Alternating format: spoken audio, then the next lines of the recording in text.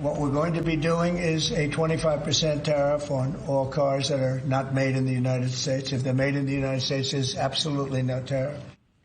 President Trump there announcing sweeping auto tariffs with a 25% tax on automobiles as well as car parts imported into the United States. The president says these tariffs, set to go into effect on April 2nd, are permanent. It's a permanent tool to push automakers to build plants and produce cars domestically. And the president's tariff war threats go even further. I want to now bring in Peter Dunn, CEO of Your Money Line and host of the Pete the Planner show. Always good to see you, Peter. Thanks for hopping on. You know, 25% tax on cars. I think the average person at home just wants to know, hey, what does this mean for me and my family trying to buy a car right now? I was asking myself that same question as I'm trying to buy a car for my 16-year-old daughter. Okay, because this is happy birthday. That's a big one for her. Yeah. Yeah. Well, never mind the insurance rates. But this is where this gets confusing. Cars.com every year puts out the top 10 most American cars that you can buy in terms of where they're manufactured and where the parts are manufactured. This may or may not surprise you. 3 of the top 10 are Teslas. Okay, but then it's all Hondas, Toyotas, and Volkswagens, and the only American car on the list is a Jeep Gladiator. So when people try to, so when people try to understand what this means, it's like, oh, good for GM and good for Ford.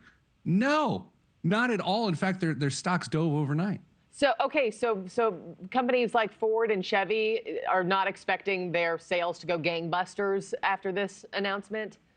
No, because we're in a globalized economy where their parts are manufactured in Canada and Mexico, because that's the way it used to be. That was okay. That was part of trade agreements, and those trade agreements are now being looked at a little differently. Canada is, again, not happy with the news from yesterday.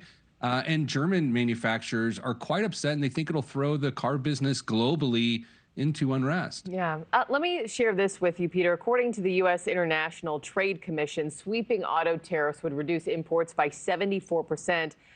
Obviously a huge drop. So if that happens, will the United States even be able to close the gap with American-made vehicles?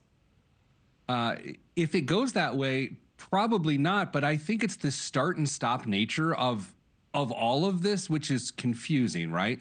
The deadline on this is April 2nd. It's supposed to be a permanent tariff that brings in $100 billion, fantastic, to the economy. But what that is it's a tax on the corporations.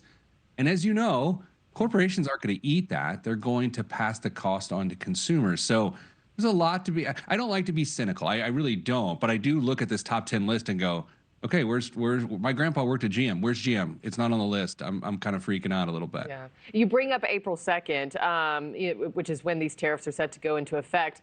The same day, the Trump administration says it'll unveil reciprocal tariffs on a slew of other imports. Pete, what are you tracking ahead of next Wednesday, and any expectations of what else might be rolled out?